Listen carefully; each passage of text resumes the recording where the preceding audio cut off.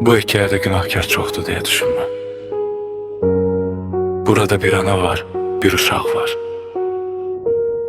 Ve susturulmuş hakikat var.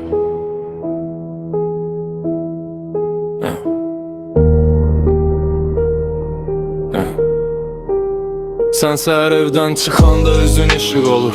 İşə gedirəm deyirsən, hamı inanır. Anan sənin arxanca dua edir. Atan qızın zəhmət keçdir deyə qürurlanır. Sən isə saatları bölürsən yalanlara. Bir saat ev üçün, bir gizli həyat üçün. Bu oyunda hamı kör deyil, sadəcə bu ev dağılmasın deyə susu hər yalan iz qoyur. Sən bilməsən də bir baxış hər şeyi anlayır. O baxış sənin oğlunun. Ana olmaq adla ölçülmür,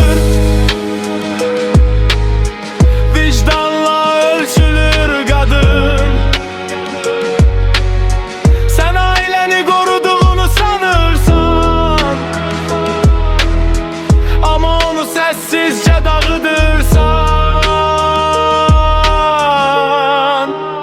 Sən gəzintiyə çıxırıq deyib evdən çıxırsan. Oğlun yol boyu susur, sual vermir. Sən ona susmağı öyrətdin, o isə sevgidən səni satmadı. İş yerində işin var deyib bitirsən, adın başqa dodaqlarda dolaşır. Sən özünü aldadırsan, amma həqiqət səni hər addımda izləyir.